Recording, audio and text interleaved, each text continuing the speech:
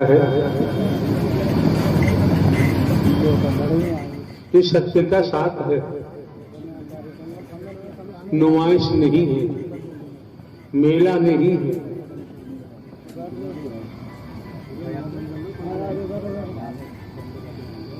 सत्य के साथ में आसन ग्रहण कर बैठेंगे, एक एक शब्द को मन लगा के श्रवण करेंगे, ठीक से सुनेंगे।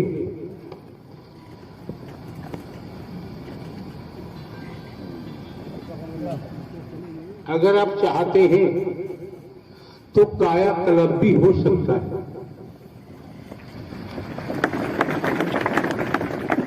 लेकिन हमें कायाकल्प की तरफ ध्यान नहीं देना। कायाकल्प में ही फंसे रहेंगे तो कर्म के अनुसार कुत्ता कुतिया गधा घोड़ा गाय भैंस कीड़ा मकोड़ा सांप बिच्छू छिपकली बनते रहेंगे। हम जो कहा हमारे द्वारा कहा जा रहा नोट कर लो, ये हकीकत है। न मानो वैदिक काल के वेद ग्रंथ पुराण वेदियां पढ़ के देख लो, और इन शरीरों की मौत तो निश्चित है। ब्रह्मांड में कोई बचा ही नहीं सकता। हमारा कर्तव्य है, हम हर कार्य चौकीदार बन के पूरा करते हैं और बदले में हम कहीं से कुछ लेते भी नहीं। न कोई दान पात्र होता है, दाएं बाएं आगे पीछे से कहीं से कुछ नहीं लेते।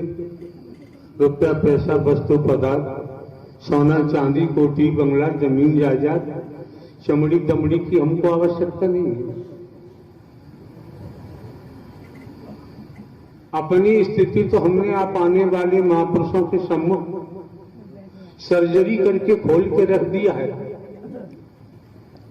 बीते कल भी हमने कहा था, हम हिंदू मुस्लिम सिख ईसाई नहीं है, हम ब्राह्मण क्षत्रिय वैश्य शूद्र नहीं है, हम नर नारी नहीं। सद्ज्ञान समझेंगे तो, अन्यथा हिंदू मुस्लिम सिख ईसाई ब्राह्मण क्षत्रिय वैश्य शूद्र बन के नर नारी बन के मरोगे और 84 लाख योनियों की यात्रा करोगे। ये संसार भवसागर है।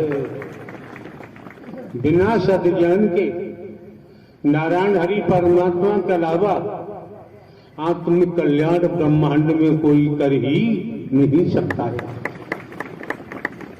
आपको तो भैया सहज मिल रहा है, सरल मिल रहा है, निःशुल्क मिल रहा है, कोई शुल्क भी नहीं लिया जाता।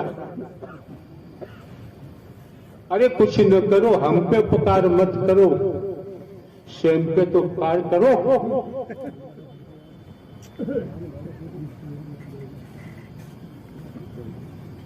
तो चमड़ी को हिंदू मुस्लिम सिख ईसाई ब्राह्मण क्षत्रिय वैश्य शूद्र को महत्व देंगे, इसी में फंसे रहेंगे। अगर महत्व देना है, स्वयं के आत्मिक स्वरूप को जानो। मैं कौन हूं, मैं आया कहां से हूं, मेरा रूप क्या है, मेरा स्वरूप क्या है, मुझे क्या करना चाहिए, मैं कर क्या रहा। स्वयं के स्वरूप को जानना नितांत आवश्यक है। संसार का ज्ञान इकट्ठा कर लो, वेदों का कर लो, शास्त्रों का कर लो,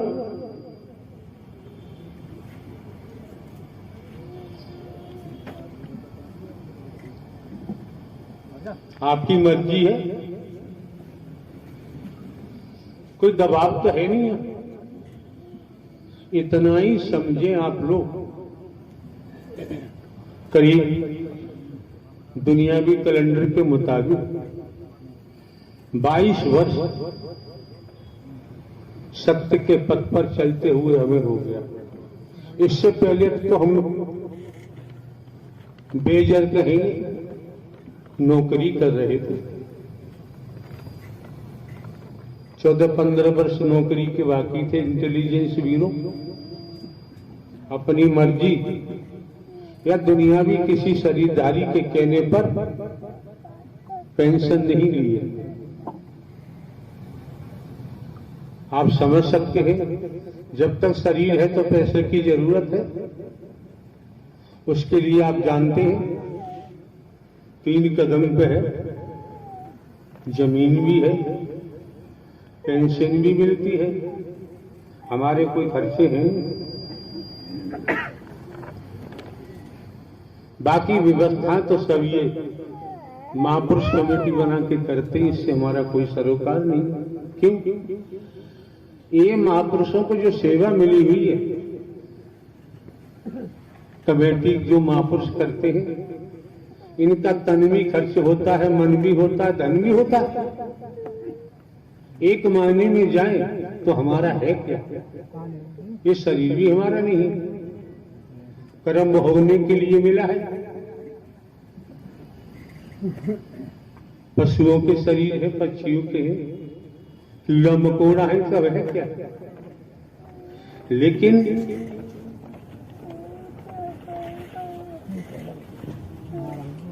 ये शरीर है, हाथ है, इसके ऊपर चमड़ी है। इतनी जानकारी सबको है। खाल कह देते हैं, चमड़ी कह देते हैं, स्किन कह देते हैं। है मेडिकल साइंस के द्वारा जानकारी होती है, समझ में आता है। ऊपर जो स्किन दिखाई देती है, इसके नीचे चमड़ी की 7 लेयर और होती है। ये मेडिकल साइंस के द्वारा पता चला। ये शरीर आपका पंचभूत का पुतला है। इस पंचभूत के पुतले को चला कौन रहा है? इतनी सी बात समझ ली। इसे चला कौन रहा है? इतनी बात समझने के लिए ढोंग, पाखंड, आडंबर, अंधविश्वास, ढकोसला में जाने की जरूरत नहीं। प्राणवायु शरीर से निकल जाती है तो मुर्दा घोषित कर देते हैं। अपान वायु शरीर में घूमती रहेगी तो भयंकर बीमारी पैदा कर देती है।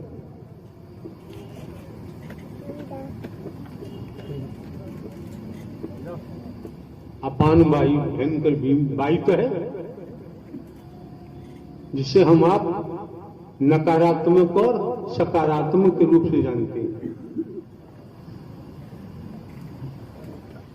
प्राणवायु सकारात्मक रूप है।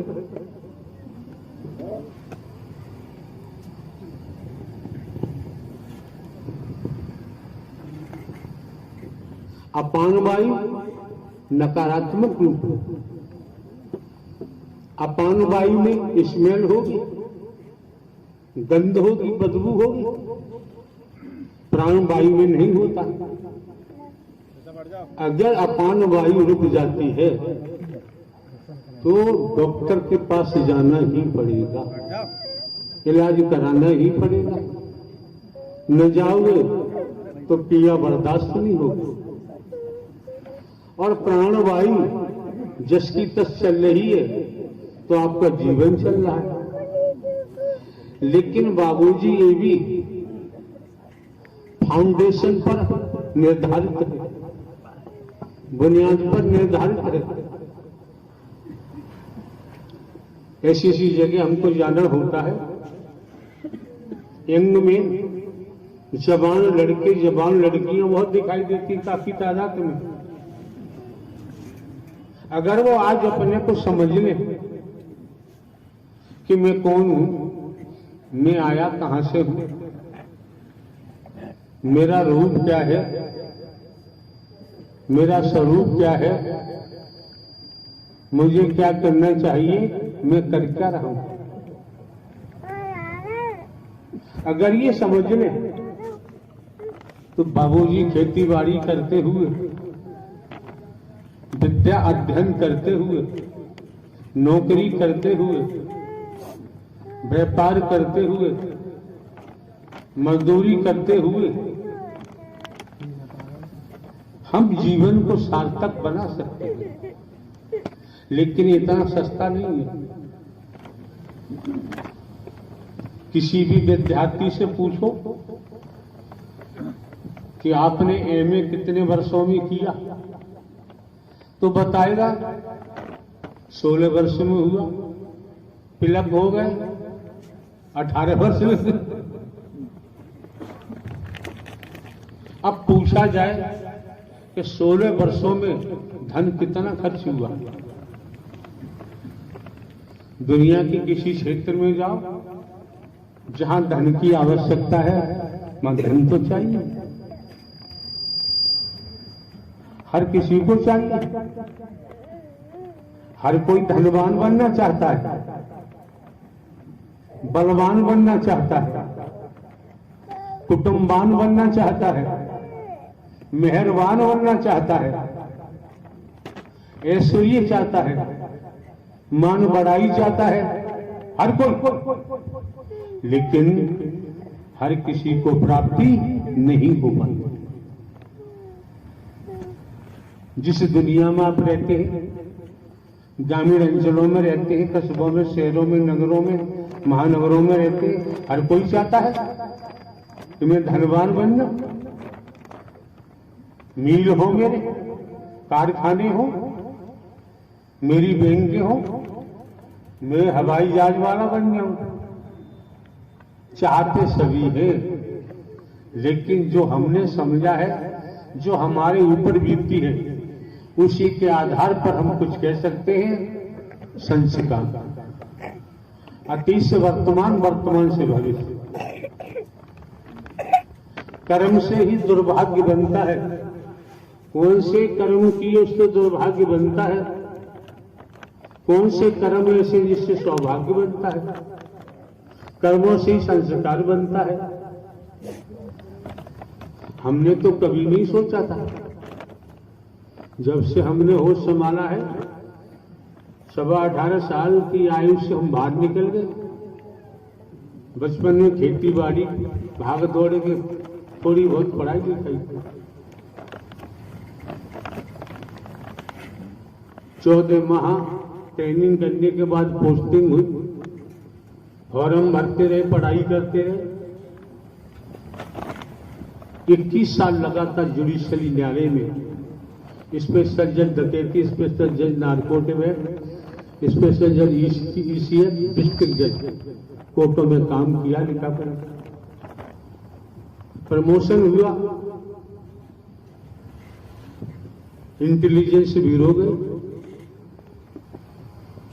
अभी 14-15 वर्ष बाकी थे नौकरी के।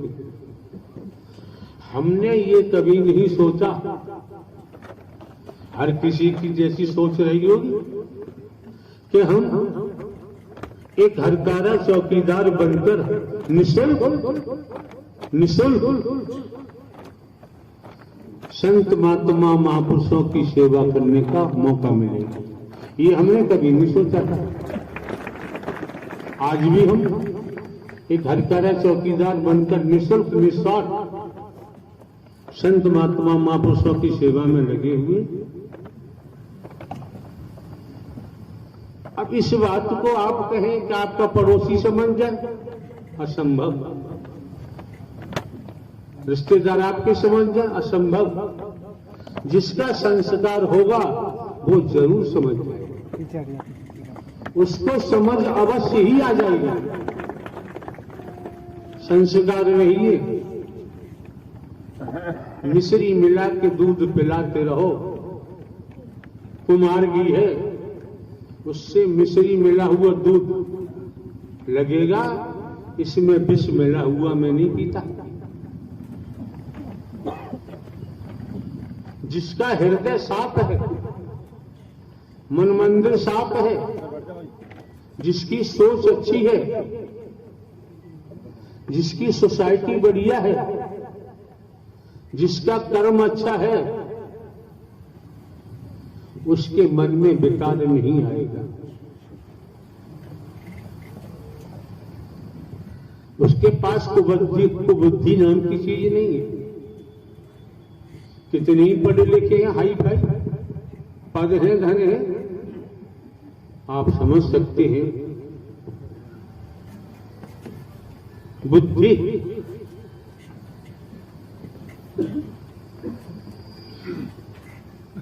जिन्हें संत विदुर के नाम से जानते हैं। द्वापर का लेख कहता है महाभारत,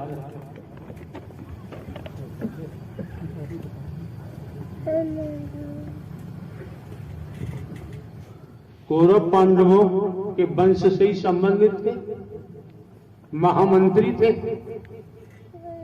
दुर्योधन के अड़ियल रवैया से दुर्योधन ने संत विदुर को राज्यसभा से बाहर कर दिया। कह दिया तू खाता हमारा है और गुण पांडवों के खाता है। महाभारत में प्रसंग आया। अब समझ सकते हैं, जब तक संत विदुर राज्य दरबार में रहे, धृतराष्ट्र को भी समझाते रहे, औरों को भी सद्बुद्धि बनी रही और सद्बुद्धि राज्यसभा से बाहर कर दी तो महाभारत का कांड हो ही गया। तो बुद्धि ने करा दिया, मेरी ने करा दिया, अहंकार ने करा दिया। तो बाबूजी हम आप यहाँ इकट्ठे तो हुए हैं, आप कितने नहीं पढ़े लिखे हैं, ये आपकी मर्जी है। अगर धन का घाटा हो जाए तो चिंता करने की जरूरत नहीं।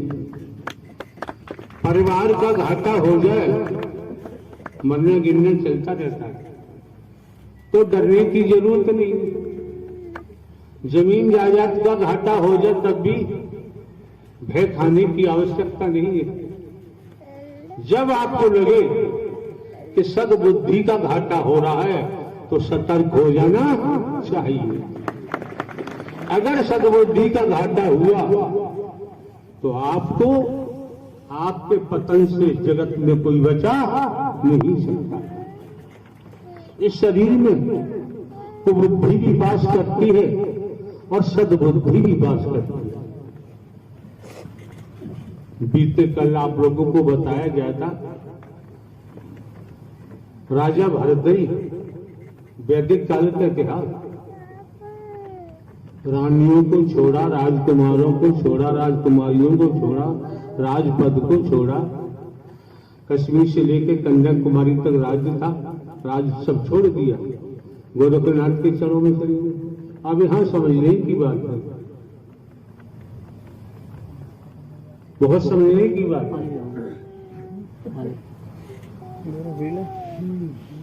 लंकापति रावण का नाम आता है त्रेता में, स्वर्ण महल बताए जाते हैं।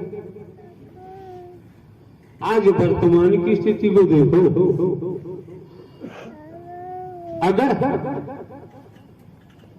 महल बनवाने से, गहराई से समझिए, महल बनवाने से,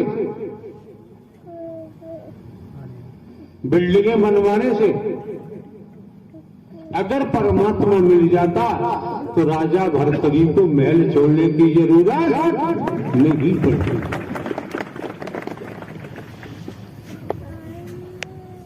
परमात्मा कहाँ मिलेगा? परमात्मा वैराग्य में मिलेगा, वो कोई चाहता नहीं।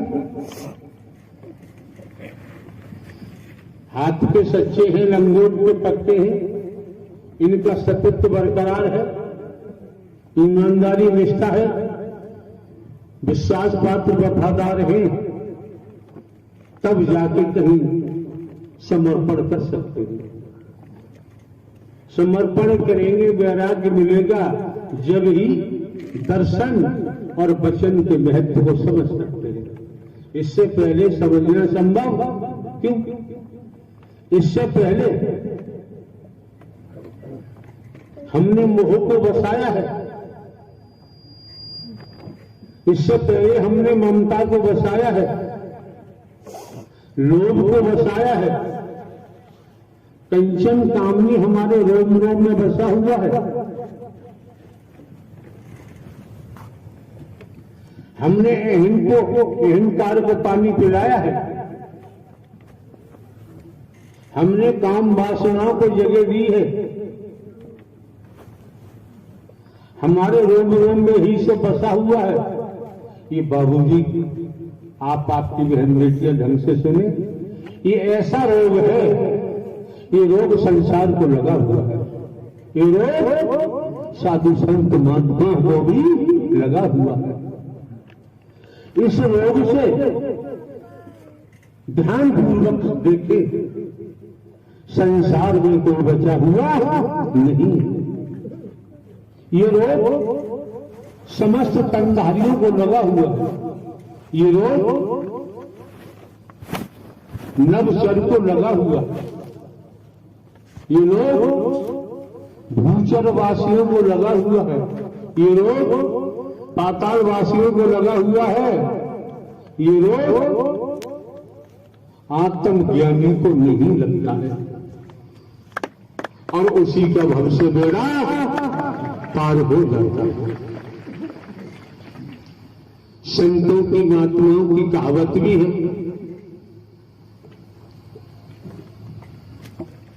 आत्म ज्ञान बिना नर भटके, कोई मथुरा कोई काशी, जल में मीन प्यासी, वो सुन आगे झेलना पड़ेगा।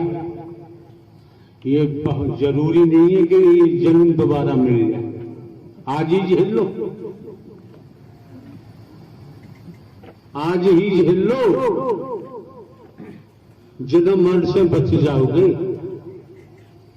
मां के पेट में मल मूत्र के अलावा कुछ नहीं होता है। पति पत्नी सहवास के लिए है, ये सत्य का साथ है, नुमाइश नहीं है, मेला नहीं है।